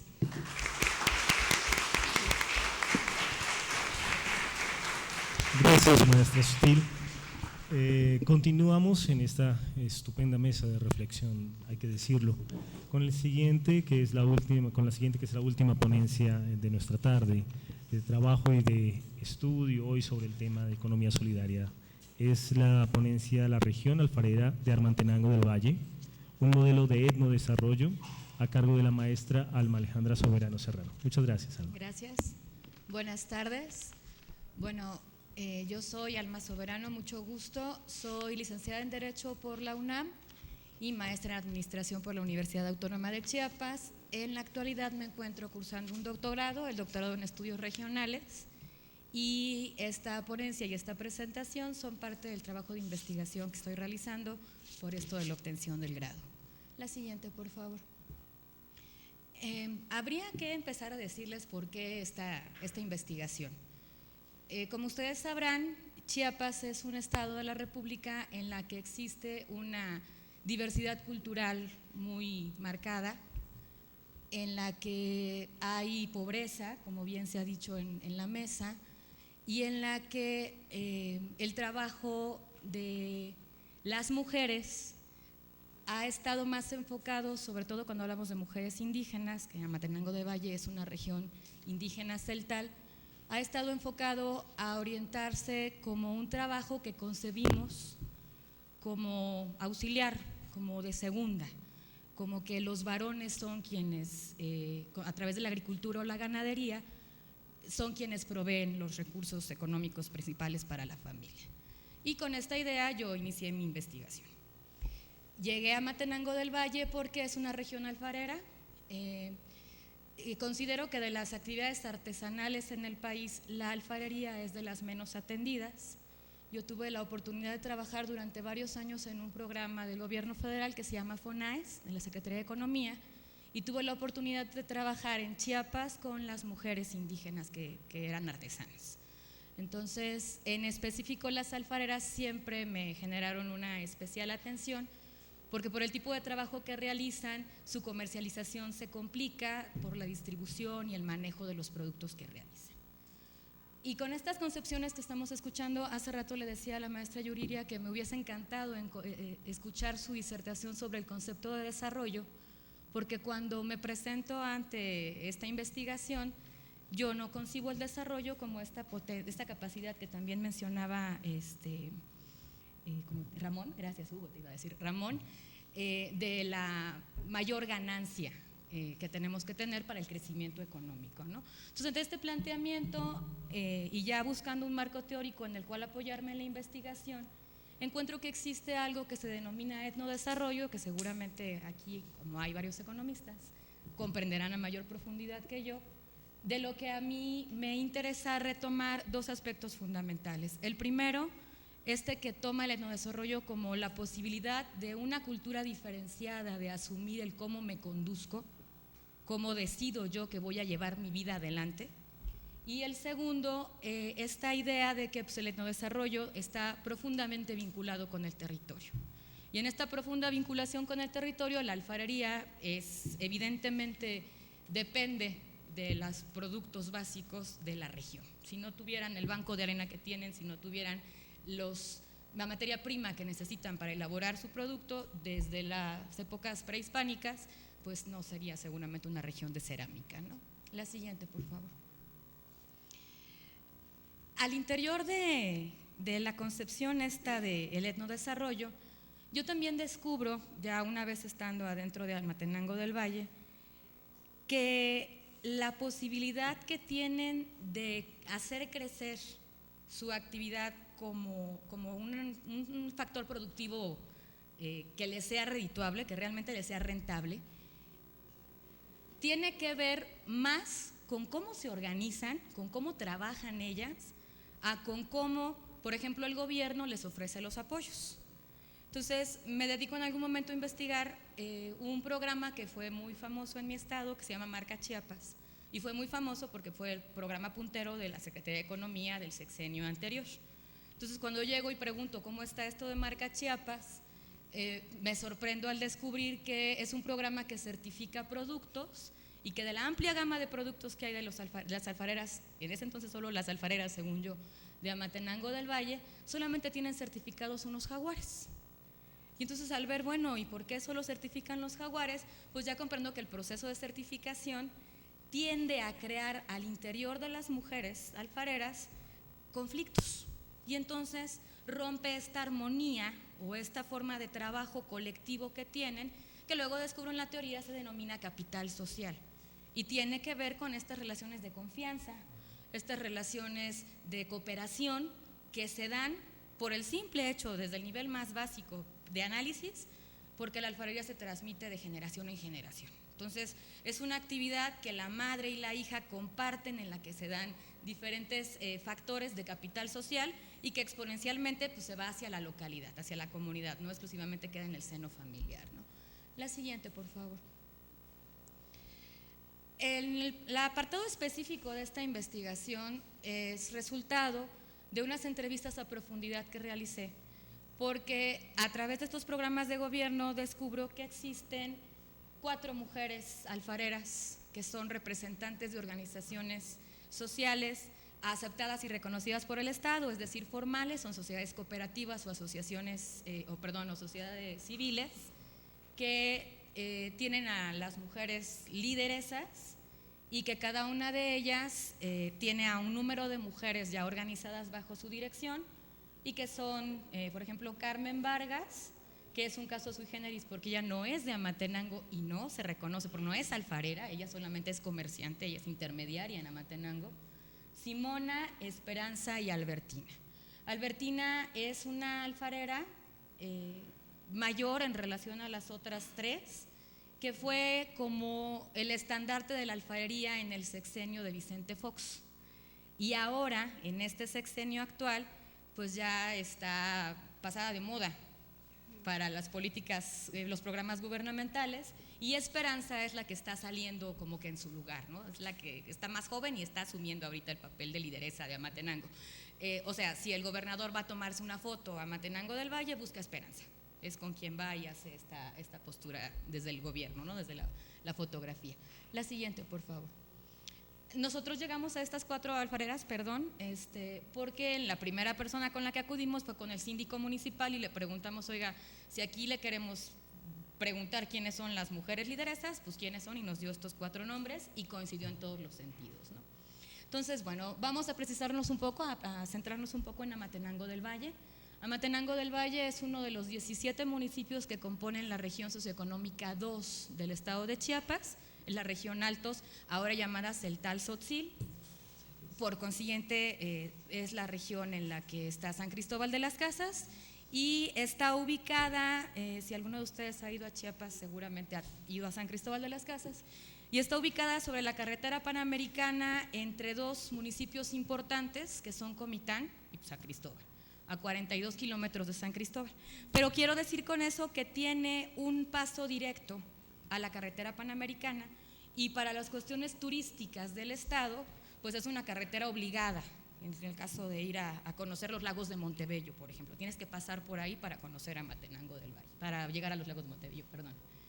Es un municipio que está catalogado como de muy alta marginación, sin embargo, no sé si les he comentado, pero les refiero ahorita, sino que al interior de los 17 municipios de esta región ocupa el 4º lugar en mejor desarrollo humano.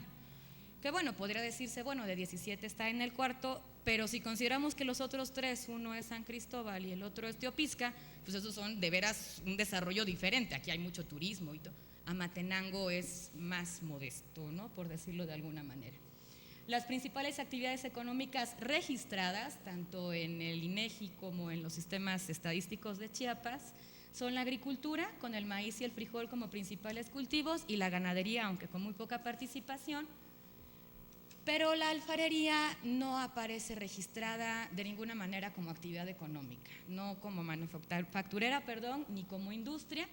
Y solamente si uno entra a la página del sistema estatal, el CECIG se llama, se da cuenta que ahí en Amatenango hay algo de atractivos turísticos en la región, le da clic al turismo y aparece la alfarería ahí abajito, ¿no? Entonces, si uno llega a Amatenango y le pregunta al síndico municipal, oiga, ¿y aquí la alfarería es importante? El síndico y todas de las mujeres entrevistadas nos contestan, sí, es más importante que la agricultura. Cuando yo llegué a Matenango, les digo que venía con esta concepción de que era una actividad secundaria y que aparte era complicada para las mujeres, no solo por la elaboración, porque es una actividad que no tiene innovaciones tecnológicas, sino yo traía mucho la idea también de la complicación por género. Seguramente como son personas que salen a ferias y tienen que ir a hacer promoción ya cuando están en un nivel de trabajar con programas de políticas públicas, pues tienen que pedir permiso. Y para mi sorpresa no es así. La alfarería es una actividad que genera tanto ingreso al municipio, no solo por la actividad en sí, sino si yo voy a Matenango y no me compro una pieza de cerámica, pues sí me voy a comer el elote que vende la señora que tiene ahí asado, o sí voy a ver cómo están las blusitas de por la región que también encuentro y cosas que han hecho que este lugar con este corredor turístico creado pues tenga por qué ser de los 4 con más desarrollo en el índice de desarrollo humano, ¿no? La siguiente, por favor. Esta actividad, la actividad alfarera, es una actividad milenaria. Los registros que se tienen son, les digo, prehispánicos, con Sofía Pinzemín de Líberos, que es una de mis maestras en el doctorado, que es antropóloga también.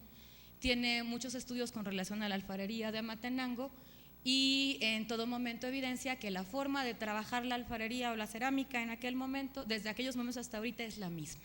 Como no hay torno ni hay innovaciones tecnológicas en el proceso, es el moldeado, el cocido y el secado igual.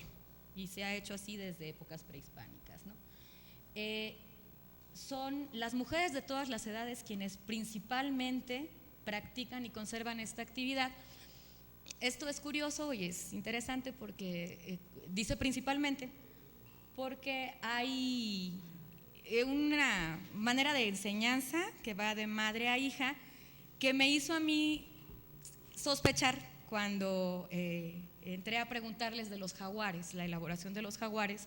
En Amatenango me refieren que existe un alfarero varón, el único hombre que ha sido alfarero y que está aquí en Amatenango, ¿no?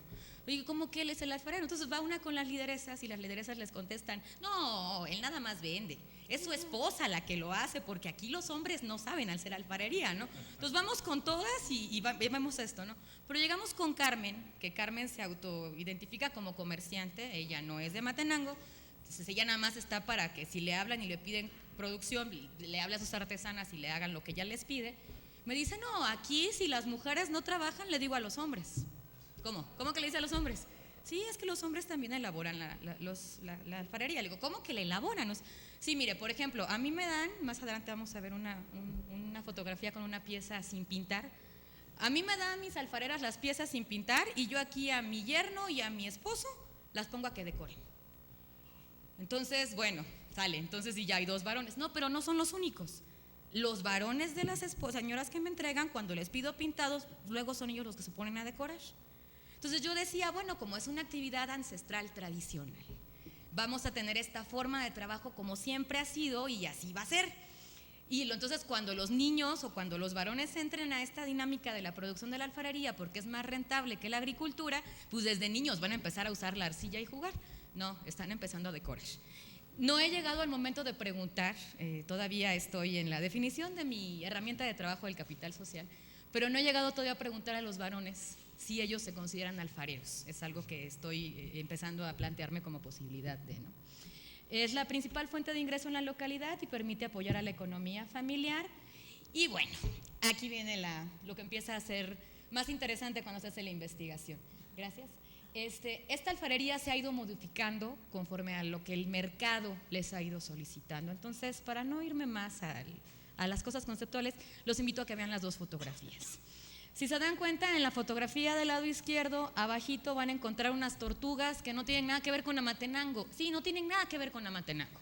Son tortugas que la señora que vende ahí, que es precisamente nuestra querida Carmen, que es la empresaria, pues como manda aquí al centro del país alfarería de Matenango, pues igual se trae de aquí para allá alfarería, ¿no? Entonces está creando esta dinámica de interacción entre distintas representaciones culturales que hacen que la alfarería de Matenango ya tenga ese tipo de acabados distintos. Por ejemplo, las piezas ahora se decoran después de la cocción y bueno, ya hablamos de los jaguares y los varones. La siguiente, por favor. En este sentido, entonces, la región alfarera de Amatenango del Valle se concibe como un modelo de etnodesarrollo, por trabajar una actividad diferenciada culturalmente que los ha posicionado dentro de los 4 municipios con mejor índice de desarrollo humano de acuerdo al IDH. Es una actividad transmitida de generación en generación que ha incorporado en los últimos años diseños novedosos. Si uno le pregunta a las señoras de Amatenango, le contestan dependiendo de la edad. Por ejemplo, Esperanza, que es la lideresa joven, cuando me enseñó el pintado distinto de los jaguares y de los elementos que tiene ahí decorativos, que Amatenango hasta hace 30 años era el lugar en el que ustedes querían una vasija de frijoles o para cocinar en sus ollas, la encontraban. Yo sigo buscando una olla para hacer mis frijoles en Amatenango porque ya no la hacen, ya ahorita nada más se dedican a realizar cosas de ornato porque son las que venden. Divinas porque me mandaron a Ocuilapa, otro lugar en el que sí voy a encontrar mi olla, porque así me dijeron, no, Alma, mira, vete a Ocuilapa, ¿no? Ya, muchas gracias, pero en este sentido de cómo se han ido modificando y cómo se han ido implicando estas modificaciones, yo le preguntaba a Esperanza, oye Esperanza, pero esto que estás haciendo no es romper con la tradición, y recordé mucho ahorita que la maestra Yuriria dijo, y me contestó, no, yo solo estoy innovando. Entonces me quedé sorprendida porque dije, bueno, conceptualmente me acabas de meter en un problema porque la tradición y la innovación no son empáticos de ninguna manera, ¿no?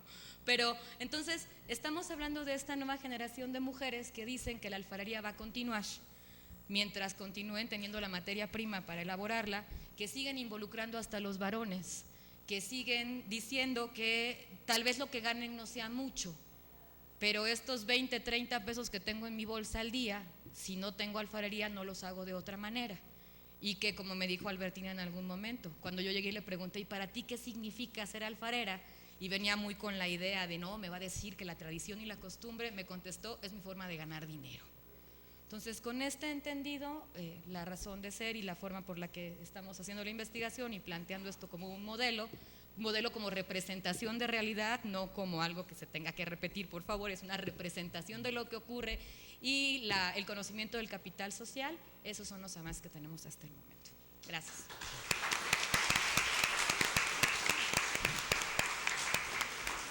Bueno, muy difícil encontrar una mesa con tantos temas de calado y de profundidad sobre las alternativas y posibilidades de economía solidaria en nuestros contextos. En un primer momento se plantea la crisis categorial del campo. Eso habla también cuando se tienen preguntas fundamentales sobre las definiciones, hay un indicador positivo sobre cómo esto representa movilidad, tensiones, desarrollo de la discusión, la reflexión. En un segundo momento encontramos planteamientos muy interesantes de economía política aplicada a condiciones de sostenibilidad. Eso puede representar una potencialidad muy importante en desarrollos de investigación posteriores, especialmente en la necesaria relación entre cultura y economía orientada a la sostenibilidad en las comunidades.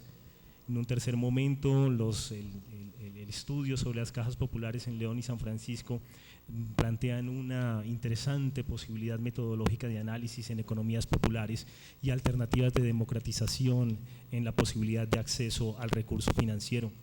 Y por último, la alternativa de etnodesarrollo con posibilidad de ser observadas las dinámicas de capital social induce a posibilitar encontrar evidencia sobre la relación positiva entre capital social y desarrollo socioeconómico. Son 4.